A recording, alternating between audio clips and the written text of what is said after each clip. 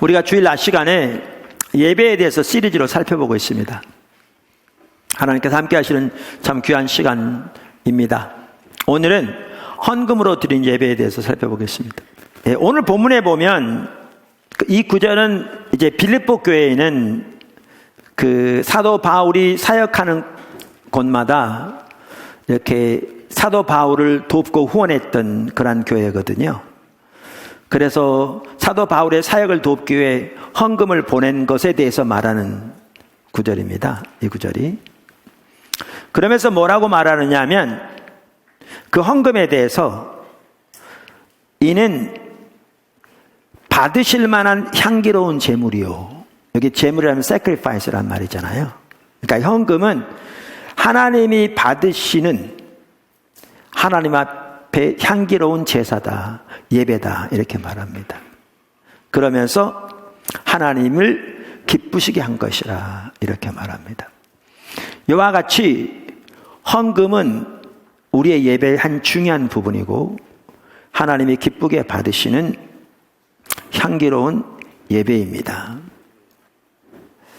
오늘날 일부에서는 포도나무교회 지체들 중에는 그런 분들이 거의 없지만 헌금 얘기만 나와도 마음을 닫는 분들이 있습니다. 그리고 또 헌금 얘기야 등. 왜냐하면 이 시대가 너무나 자기의 소견대로 살아가는 시대거든요. 그러다 보니까 예수 믿는 사람들마저도 자기의 소견대로 신앙생활 하려고 하는 분들이 적지 않습니다. 그런데 오늘 이렇게 쭉 살펴보면 알지만 금방 읽은 구절만 보아도 그렇고 헌금은 우리의 신앙생활에서 매우 중요한 요소인 걸 볼 수 있습니다. 그리고 하나님께 드린 예배의 매우 중요한 부분인 것을 볼 수가 있습니다. 그래서 이 부분을 살펴보려고 합니다.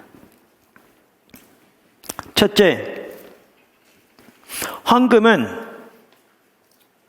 우리 신앙의 본질을 담는 중요한 의식 중 하나입니다. 자, 그런데 우리가 신앙의 본질과 의식을 너무나 잘 아니까 제가 한번 요약해 보겠습니다. 여러분 잘 아시죠? 자, 우리 신앙의 본질은 첫째, 우리 신앙의 본질이라면 핵심, 가장 중요한 요소 그 말입니다. 우리 신앙의 본질은 하나님과 친밀한 교제입니다. 무엇보다 성경 전체를 볼 때 하나님과 친밀한 교제는 하나님을 알고 하나님을 존재를 해 사랑하는 겁니다. 그 다음에 우리 신앙의 본질의 또 한 가지 요소는 하나님의 행하심을 보고 우리의 온 사람을 동참하는 겁니다. 하나님 뜻을 깨닫고 우리의 온 사람을 동참하는 겁니다. 같은 뜻입니다. 이 삶을 살려면 전적인 순종과 온전한 신뢰가 필수적입니다. 자, 이 삶을 살 때 이것이 하나님 중심적인 삶과 같이 갑니다. 둘이 분리되지 않습니다. 창세기 1장부터 명확합니다. 하나님의 자원으로 하나님의 목적을 위해 하나님의 방법으로 사는 거죠. 자, 신약 성경에 오면 이 부분이 어떻게 선명히 보여지냐면 이제 십자가 복음의 삶이죠. 철저하게 하나님의 말씀에 토대해서 오직 은혜, 오직 믿음, 오직 십자가, 오직 성령의 한 삶을 사는 겁니다. 이 삶을 통해서 지금 말씀드린 이 신앙의 본질의 삶을 살아가는 것이 우리의 신앙입니다. 이게 신앙의 본질의 핵심입니다. 할렐루야. 자, 두 번째, 우리가 신앙의 본질 가운데 행할 때 하나님의 생명이 넘칩니다. 그러니까 하나님의 생명이란 말은 성경에 하나님의 백성들을 위해 하신다고 하는 일들이 실제로 우리 삶 속에 일어나는 걸 말합니다. 그러니까 아브라함, 모세, 여호수아, 선지자들 뿐만 아니라 예수님은 더 말할 것도 없고 사도 바울, 사도 베드로, 초대교회 보십시오. 그들의 삶 속에서는 하나님이 실질적으로 그들의 삶 속에 함께 하시며 그들을 인도하시며 그들 가운데 운행하시며 그들을 통해 역사하셨습니다. 그들의 필요를 공급하시고 그들의 기도를 들어 응답하시고 그들에게 하나님의 뜻을 보이시고 그들을 통해 하나님의 뜻을 이루시고 등등 실질적으로 이 하나하나가 하나님의 생명입니다. 근데 이게 언제 우리 삶 속에 넘치느냐 하면 우리가 신앙의 본질 가운데 행할 때 우리 삶 속에 넘칩니다. 그러니까 개인이건 교회건 종교적인 의식은 많은데 이러한 하나님의 살아있는 생명의 역사가 우리 가운데 함께하고 있지 않다면 우리는 오늘날 신앙의 본질 가운데 행하고 있지 않다라는 걸 볼 수가 있습니다. 자, 세 번째, 종교적인 의식들, 거긴 헌금도 포함되고 예를 들면 절기들을 지키는 것 다 포함되고, 예를 들면 성수절도 절기고, 오늘날로 말하면 이 의식들은 중요하지만 신앙의 본질이 아닙니다. 이것들은 본질을 위한 수단입니다. 그래서 우리 삶 속에 아무리 많은 종교적인 의식들이 있어도 우리가 신앙의 본질에서 떠나 있으면 이 모든 종교적인 의식들이 아무런 의미가 없습니다. 이게 이사야 1장에서 잘 볼 수 있습니다. 그 당시에 안식일, 월삭, 모든 대회, 모든 절기 무엇보다 철저히 지켰고, 가장 살지고 가장 좋은 짐승들을 무수히 하나님께 드렸지만 하나님은 그 모든 것들을 전혀 받지 않으셨습니다. 그들이 마당만 밟고 지나간다. 하나님이 더 이상 견디지 못하겠다. 이렇게 말씀하셨습니다. 여러 번 살펴봤습니다. 이 시리즈에서도 우리가 첫 시간을 살펴봤습니다. 자,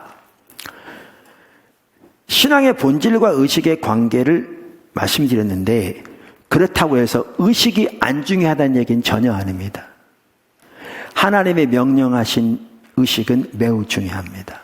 그래서 우리 신앙의 옳은 신앙은 뭐냐 하면 의식과 본질과 의식이 조화를 이루는 삶이 올바른 신앙입니다. 조화를 이루는 삶이 올바른 신앙입니다. 자, 이 부분을 잘 볼 수 있는 한 구절이 어디냐면, 우리가 신앙의 본질과 의식을 다루면서 늘 다루는 구절인데, 말라기서 1장 6절에서 8절입니다. 말라기서 1장 6절에서 8절입니다. 내 이름을 멸시하는 제사장들아, 나 만군의 여호와가 너희에게 이르기를, 아들은 그 아버지를, 종은 그 주인을 공경하나니 내가 아버지일진데 나를 공경함이 어디 있느냐, 내가 주인일진데 나를 두려워함이 어디 있느냐 하나, 너희는 이르기를 우리가 어떻게 주의 이름을 멸시하였나이까 하는도다. 너희가 더러운 떡을 나의 제단에 드리고도 말하기를 우리가 어떻게 주를 더럽게 하였나이까 하는도다. 이는 너희가 여호와의 식탁은 경멸히 여길 것이라 말하기 때문이라.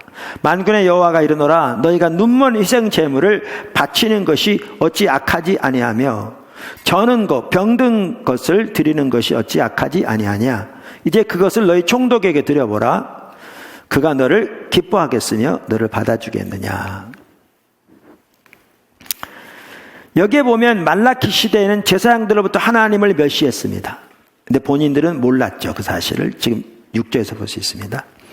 그 당시에 제사장들은 최소한 일반 백성도 마찬가지겠지만, 하나님은 이스라엘의 창조자라는 의미에서 하나님을 이스라엘의 아버지라는 이해를 가지고 있었고요. 하나님이 이스라엘 백성과 언약을 맺으셨는데 그분이 언약의 주인이잖아요. 혹은 주님이잖아요. 그래서 하나님이 이스라엘의 주인, 마스터, 혹은 주님이라는 이해를 가지고 있었습니다. 그런데 그들 속에 하나님의 경외함이 없었습니다. 그러니까 그들이 하나님께 제물을 드릴 때, 여기에 보면 희생 제사는 오늘날로 말하면 예배 전체를 말하기도 하지만 헌금도 포함합니다. 오늘 이해로는. 그렇죠? 그런데 하나님께 제사를 드릴 때 어떻게 드렸냐면, 여기 보시면 좋은 거는 자기가 갖고 어차피 쓸모없고 값없는 것, 눈먼 것, 병든 것, 저는 것, 그것은 하나님께 드렸습니다. 그랬더니 하나님 뭐라고 말씀하시느냐? 나를 멸시한다, 이렇게 말씀하십니다.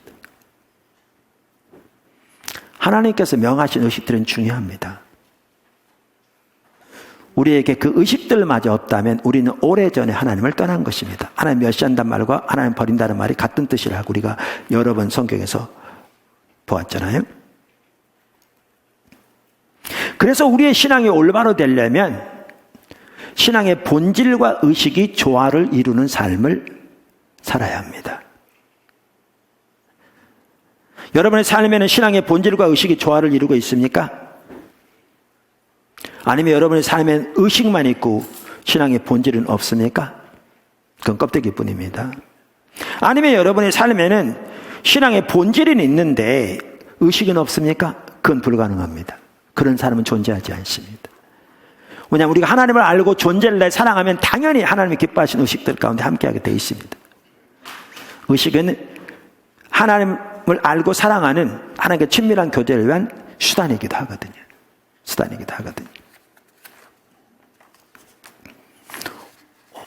혹은 어떤 성도들의 삶에는 신앙의 본질도 의식도 아예 없을 수 있습니다. 그건 최악으로 하나님을 떠나 있는 모습인 거죠. 그래서 여기에 보아도 알 수 있듯이 헌금은 신앙의 본질을 위한 수단인 의식 중에 한 중요한 부분입니다. 헌금은 중요합니다. 할렐루야. 두 번째, 헌금은 하나님 나라 일에 동참하는 의의 행실 중 한 중요한 부분입니다. 헌금은 하나님 나라의 일에 동참하는 의의 행실 중 한 중요한 부분입니다. 우선 우리는 하나님 나라 일에 동참하는 삶을 살아야 합니다. 우리가 잘 아는 마태복음 6장 31절 33절은 이렇게 말합니다. 예수님께서 하신 말씀입니다. 제가 읽어보겠습니다. 그러므로 염려하여 이르기를 무엇을 먹을까, 무엇을 마실까, 무엇을 입을까 하지 말라. 그러므로 이는 다 이방인들이 구하는 것이라. 너희 하늘 아버지께서 이 모든 것이 너희에게 있어야 할 줄을 아시느니라. 그런즉 너희는 먼저 그의 나라와 그의 의를 구하라. 그리하면 이 모든 것을 너희에게 더하시리라. 여기에 이 중요한 단어는 구한다는 단어입니다. 여기 32절에 이는 다 이방인들이 구하는 것이라. 여기 성경에 구한다는 단어는 그 의미가 찾다, 추구하다, 그것을 위해 노력하다, 그런 뜻입니다. 그래서 이방인들, 하나님을 모르는 사람들은 먹는 것, 마시는 것, 입는 것 등 세상의 것들을 추구하고 그것들을 얻기 위해 노력하고 그것들을 더 많이 얻는 것을 목표 삼아 살아가는 것입니다. 그것이 그들의 삶입니다. 쉽게 말하면 속된 말로 더 좋은 집, 더 좋은 차, 더 좋은 아내, 더 좋은 직장, 더 높은 지위를 위해 살아가는 것입니다. 그것이 그들이 살아가는 삶의 목표요. 그것이 삶에서 그들이 추구하고 모으기를 애쓰며 모든 신경과 관심을 거기에 집중하는 것들입니다. 그러면서 예수님이 이렇게 말씀하십니다. 너희는 하나님의 백성들이야. 너희는 하나님의 자녀야. 너희는 하나님 나라의 백성이야. 그러니까 그들처럼 살면 안 돼. 그러면서 뭐라고 그러냐면 너희는 하나님의 나라와 의를 위해 살아야 돼. 그러니까 우리 하나님 나라 백성들은 하나님 나라의 의를 추구하고 그것을 위해 기도하고 그것이 이루어지도록 삶을 드리고 거기에 관심을 두고 거기에 우리의 열정을 쏟아 사는 것이 하나님 나라 백성의 삶입니다. 이 구절을 단순히 하나님 나라와 의를 구한다고 그러니까 교회를 통한 교회 안에서의 사역만 하나님 나라 사역이고 나머지 예를 들면 직장 같은 경우는 그저 돈을 벌기 위한 수단 정도가 아니라 우리는 하나님 우리를 어디에 두시든지 거기에서의 하나님 나라와 영광을 위해 우리의 삶이 드려져야 할 것을 말하고 있는 거죠. 거기에서요. 그렇다면 이건 성경에 뚜렷하게 나와 있는데요. 소위 복음의 사역을 감당하건 아니면 문화 명령으로서 이러한 사역을 감당하건 우리의 소명을 감당하건 하나님께서 우리에게 요구하시는 기준의 한 핵심이 뭐냐면 탁월함입니다. 탁월함. 그러니까 우리가 어떤 물건을 제조하든지 아니면 유통하든지 복음을 전하든지 복음 사역을 감당하든지 이거 사도 바울의 서신서도 명백하게 나와 있습니다. 하나님께서 우리에게 요구하시는 핵심적인 기준 중에 하나는 탁월함입니다. 그걸 늘 머리에 두십시오. 그래서 우리는 하나님의 영광을 위해서 하는 것입니다. 하나님의 영광을 위해서. 아멘. 자, 그래서 우리가 지금 너희는 하나님 나라 백성이야. 그러니까 너희는 저 안 믿는 사람 같이 살아서는 안 돼. 그러면서 너희는 하나님의 나라와 의를 추구하며 살아야 돼. 이것이 너희가 살아갈 삶이야. 그러면 그 가운데 이 모든 게 포함되어 있는 겁니다. 지금. 할렐루야. 그리고 그렇게 살아가면 하나님께서 너희의 쓸 것을 공급하실 거야. 지금 그 말씀인 거죠. 이와 같이 우리 하나님의 백성들은 하나님 나라 일에 동참하는 삶을 살아야 합니다. 할렐루야. 그런데 우리가 하나님 나라 일에 동참하는 한 핵심적인 방법이 뭐냐면 헌금입니다.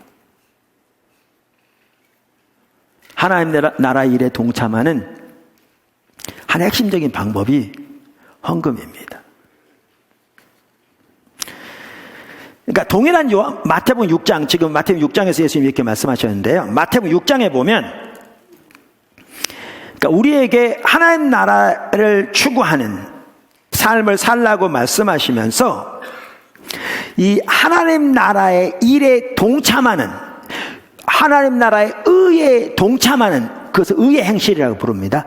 의의 행실을 4가지를 나열하고 있습니다. 4가지만이 아닙니다. 근데 여기 4가지를 나열하고 있습니다. 그러니까 하나님 나라와 의를 위해 살라고 말하면서 하나님 나라의 의의 일에 참여하는, 동참하는 방식, 그것을 의의 행실이라고 말하는데, 그것을 4가지를 나열한 게 마태복음 6장에 나옵니다. 그 4가지가 뭐냐면 기도, 금식, 헌금, 구제입니다.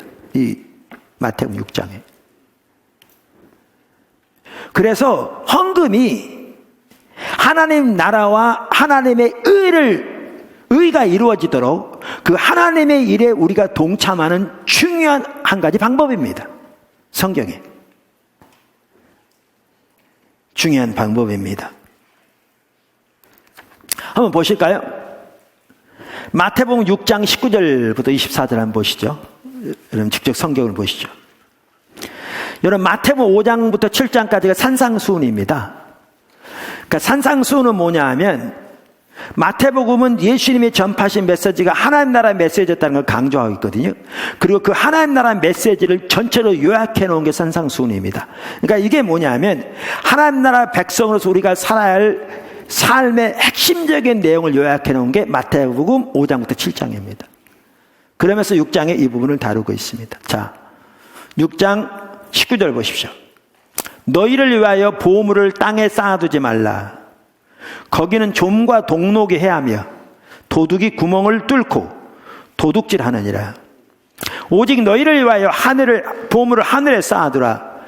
거기는 좀이나 동록이 해하지 못하며 도둑이 구멍을 뚫지도 못하고 도둑질도 못하느니라. 내 보물이 있는 그곳에는 내 마음도 있느니라. 눈은 몸의 등불이니 그러므로 내 눈이 성하면 온 몸이 밝을 것이요 눈이 나쁘면 온 몸이 어두울 것이니 그러므로 내게 있는 빛이 어두우면 그 어둠이 얼마나 더하겠느냐. 한 사람이 두 주인을 섬길지 못할 것이니 혹 이를 미워하고 저를 사랑하거나 혹 이를 중히 여기고 저를 경히 여김이라.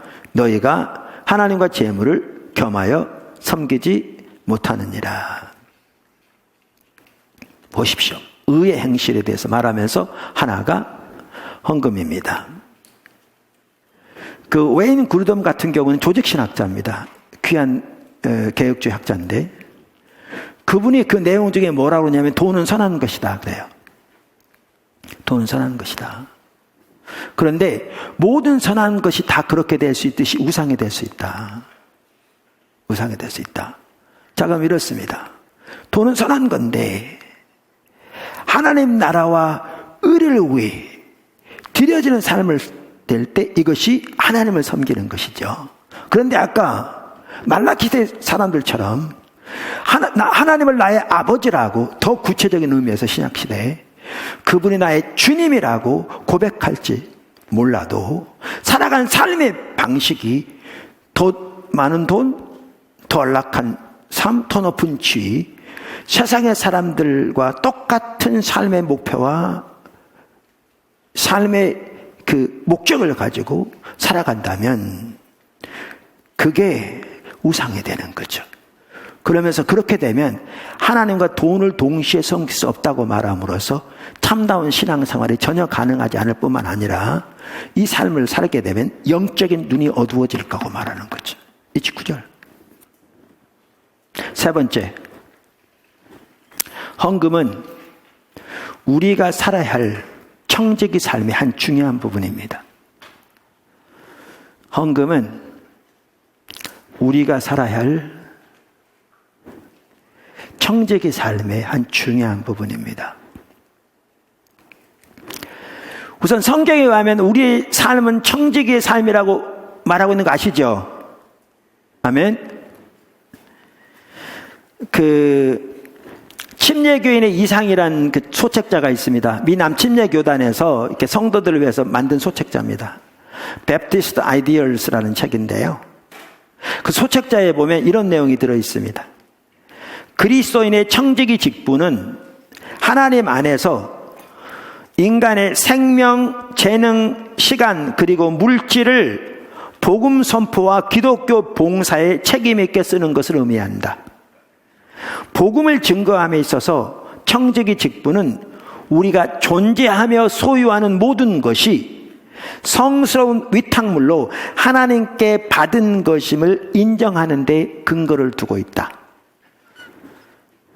자, 이렇게 청지기 삶을 살펴보았는데 지금도 말씀드렸습니다마는 우리가 살아야 할 청지기 삶의 분명한 한 영역은 헌금입니다.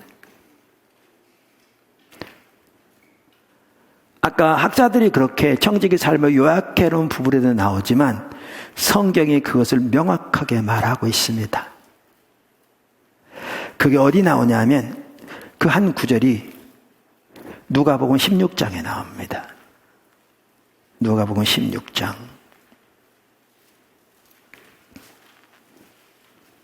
읽어보겠습니다. 제가 1절부터. 또한 제자들에게 이르시되 어떤 부자에게 청지기가 있는데, 여기는 이제 청지기라고 표현되어 있습니다. 여기 어떤 부자라고 표현되어 있는데 나중에 보시면 이 부자가 하나님을 의미하는 것을 볼 수 있습니다. 혹은 예수님을 의미한 걸 볼 수 있습니다. 청지기가 있는데 그가 주인의 소유를 낭비한다는 말이 그 주인에게 들린지라. 주인이, 여기 부자가 주인입니다. 주인이 그를 불러 이르되 내가 네게 대하여 들은 이 말이 어찌 됨이냐. 네가 보던 일을 세마라. 청지기 직무를 계속하지 못하리라 하니, 청지기가 속으로 이르되 주인이 내 직분을 빼앗으니 내가 무엇을 할까. 땅을 파자니 힘이 없고 빌어먹자니 부끄럽구나. 내가 할 일을 알았도다. 이렇게 하면 직분을 빼앗긴 후에 사람들이 나를 자기 집으로 영접하리라 하고 주인에게 빚진 자를 일일이 불러다가 먼저 온 자에게 이르되 내가 내 주인에게 얼마나 빚졌느냐. 말하되 기름 100마리니이다. 이르되 여기 내 증서를 가지고 빨리 앉아 50이라 쓰라 하고, 또 다른 이에게 이르되 너는 얼마나 빚졌느냐. 이르되 100석이니이다. 이르되 여기 내 증서를 가지고 80이라 쓰라 하였느니라.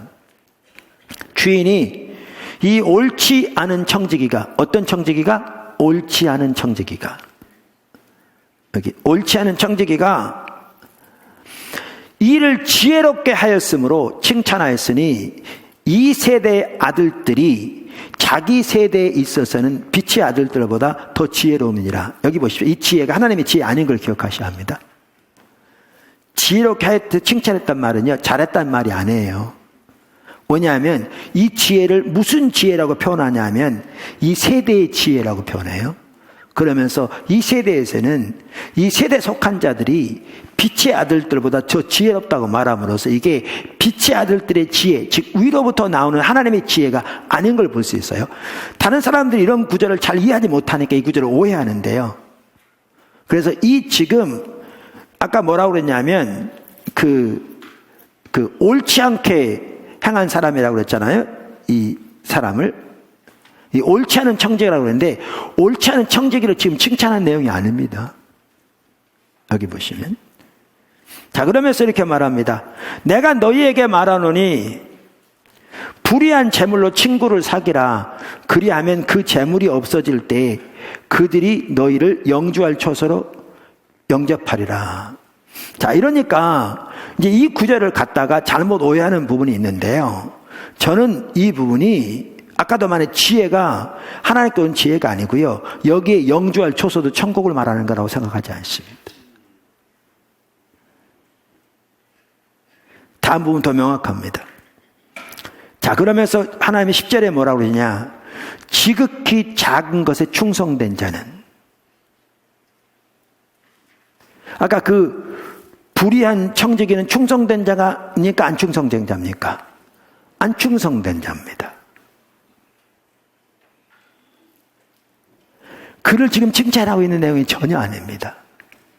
전혀 아닙니다. 그래서 이렇게 말합니다. 지극히 작은 것에 충성된 자는, 여기 뭐냐 하면 하나님께서 이 땅에 맡기신, 자, 우선 여기 지금 청직이라고 표현하고 있잖아요. 청직이라고.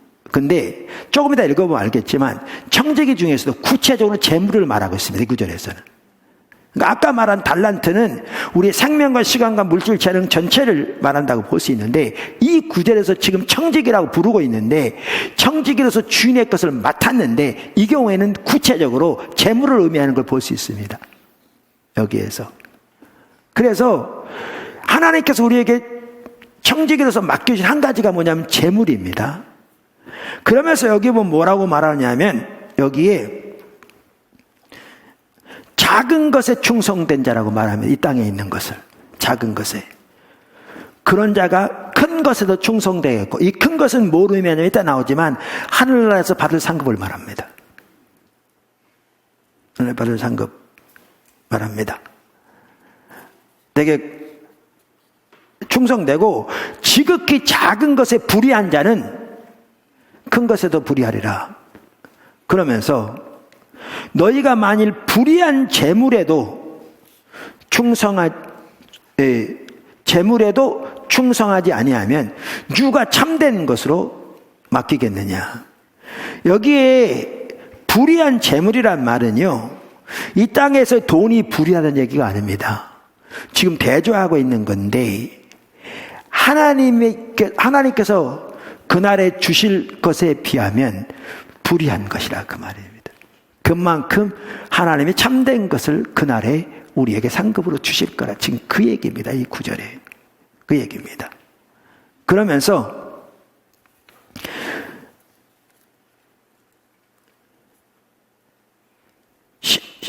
12절 보면 너희가 만일 남의 것에 충성하지 아니하면, 이 경우에는 하나님께서 우리가 맡겨주신 거잖아요. 남의 것을 충성하지 않으면 누가 너희의 것을 너희에게 주겠느냐. 그날에는 우리의 온전한 것을 주실 것을 말씀하시죠. 자, 그러면서 이렇게 말합니다. 집 하인이 두 주인을 섬길 수 없나니 혹 이를 미워하고 저를 사랑하거나 혹 이를 중히 여기고 저를 경히 여길 것임이라.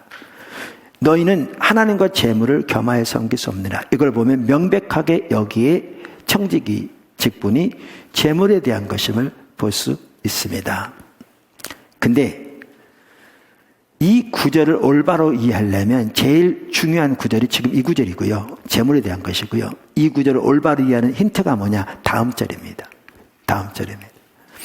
바리새인들은 돈을 좋아하는 자들이라 이 모든 것을 듣고 비웃거늘 예수께서 이르시되 너희는 사람 앞에서 스스로 옳다 하는 자들이나 너의 마음을 하나님께서 아시나니 사람 중에 높임을 받는 그것은 하나님 앞에 미움을 받는 것이니라. 자, 이 구절까지 보면 뭐가 명확하냐 하면 이 비유는 청지기로서 재물에 관한 비유인 것을 명확하게 볼 수 있고요. 여기에 불의한 청지기의 대표적인 인물들이 누구를 가리키냐면 바리새인들을 가리킵니다. 여기 명확합니다. 명확합니다. 그럼 이걸 볼 수 있습니다. 이들은 돈을 좋아하는 거로, 그러니까 이걸 보면 뭘 할 수 있냐면, 그들은 당연히 하나님이 자기들의 하나님이고 하나님이 자기의 주인이라고 누구보다 더 말했을지 모르지만, 청지기로서 그들에게 맡겨주신 이 재물에 있어서 그들은 재물이 하나님의 것이라는 분명한 이해가 없었던 걸 볼 수가 있습니다. 청지기로 삶을 전혀 살지 않았습니다. 이론적으로는 당연히 그렇게 말했을지 모릅니다. 그러나 그들의 실제 삶은 전혀 그렇지 않았습니다. 그래서 하나님의 영광을 위해 쓰기보다 이 세상에서 자기 목적과 사람들 앞에 좋은 평가 등 그것을 낭비했다고 그랬는데, 아까 처음 시작할 때 보면 불의한 청지기가 주인의 돈을 낭비했다고 그랬는데, 바리새인들은 그렇게 하나님의 나라와 영광을 위해서 하나님께서 맡겨주신 재물을 자기들의 목적과 사람들 앞에서 자기들의 드러내기 위해서 낭비한 걸 볼 수 있습니다. 불의한 청지기였습니다. 이 바리새인들이. 이 구절이 그 구절입니다.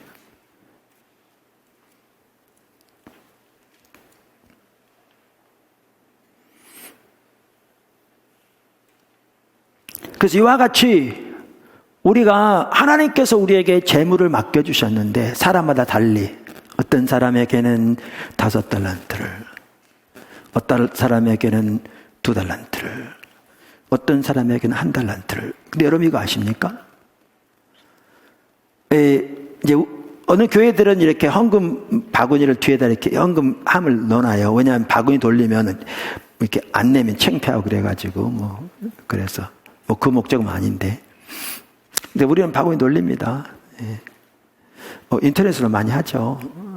저도 인터넷으로 합니다만은. 근데 그렇게 할 때 혹시 그렇게 하는 교회가 있을지 모르겠어요. 성도들이 괜히 시험 들까봐 이렇게. 근데 예수님은 그렇게 하지 않으셨어요.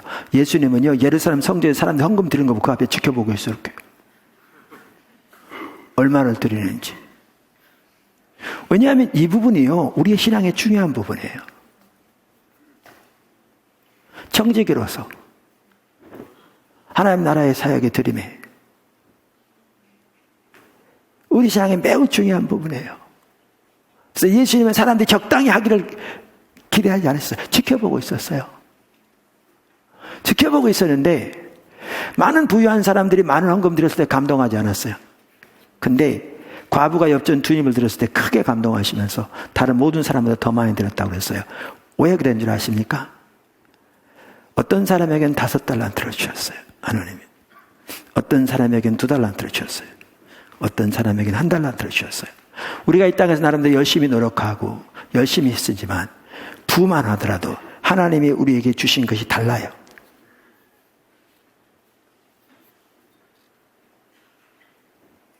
우리의 능력에 따라 다르다고요. 근데 중요한 거는 다른 게 중요한 게 아니라 우리에게 주신 것을 가지고 어떻게 하나님 나라에서 쓰느냐가 중요해요. 그런데 왜 그러면 그 과부를 칭찬하는가? 그에게는 2 엽전이 주어졌는데 그 전체를 하나님께 드렸어요.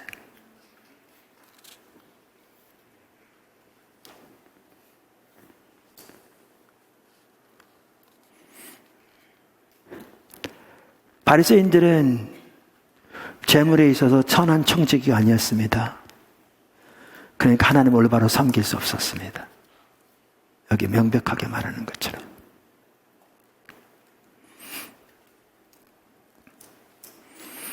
이 비유의 핵심이 보여주는 것처럼 하나님께서 우리에게 맡기신 재물을 충성되게 사용하는 것이 하나님 나라의 영광을 위해, 하나님을 기쁘시게 하기 위해, 더 큰 하나님의 영광을 위해, 하나님의 의를 위해 사용하는 것이 우리가 하나님을 올바로 섬길 수 있는 필수적인 조건 중 하나입니다.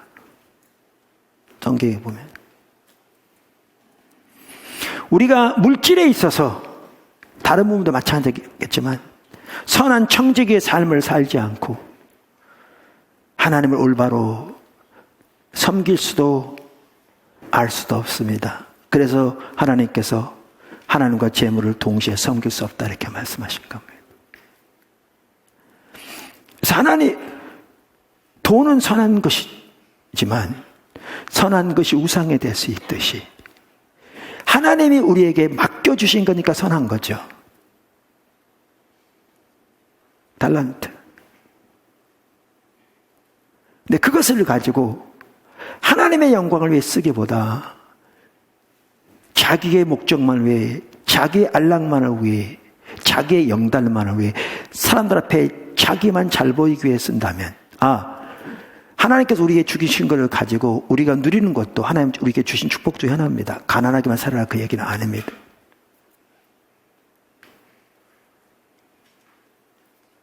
그런데 그렇게 아까 말씀드린 대로 바리새인처럼 그렇게 선한 청지기로서 살아가지 않는다면 그 재물이 우상이 되는 거죠. 그리고 하나님과 올바로 동의하는 삶을 살 수가 없습니다. 그래서 웨슬리 선생님이 그렇게 말했다고 합니다. 요한의 웨슬리 선생님이 사람이 지갑이 거듭나야 비로소 올바로 거듭난 것이다. 여러분의 지갑은 거듭나셨나요?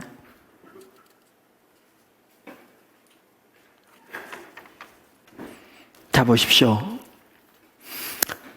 헌금의 예배에 대해서 말하면서 하나님께서 그 헌금은 하나님이 받으시는 영광스러운 재물이라고 하나님이 기뻐하신 거라고 그랬습니다. 아까 잠깐 말씀드린 것처럼 오늘날 어떤 사람들은 헌금 얘기만 해도 고개를 들고 벌써 마음을 닫고, 왜냐하면 사람들이 자기 소견대로 살아가기 때문에 하나님의 말씀에 기초해서보다는 신앙생활마저도 자기 소견대로 하려고 하는 사람들에 의해서 그런 인식들이 팽배한데, 성경에 보면 이처럼 헌금은 소중합니다. 하나님 앞에서 우리 신앙생활에서 매우 중요한 예배입니다. 헌금은 우리 신앙의 본질을 위한 중요한 한 의식이고요. 그래서 우리 신앙의 본질과 의식의 균형이 우리에겐 둘 다 충만하게 넘쳐야 합니다. 그게 참다운 신앙이고요. 헌금은 하나님 나라와 의의 일을 위해 그 일이 이루어지도록 동참하는 중요한 수단이고요. 헌금은 우리가 살아야 할 청지기 삶의 한 핵심적인 부분입니다. 하나님이 미리 아신 역량을 따라 우리에게 각기 다른 달란트를 주셨습니다. 거기에는 우리의 생명, 시간, 물질, 재능이 포함됩니다. 이것들은 성스러운 위탁물입니다. 그런 의미에서 돈은 성스럽다고 볼 수 있습니다. 그런데 모든 성스러운 것들이 우상이 될 수 있습니다. 저와 여러분이 그날에는 반드시 하나님 앞에서 계산될 텐데, 그날을 바라보며 선한 청지기로서 살아가는 우리들이 되었으면 좋겠습니다.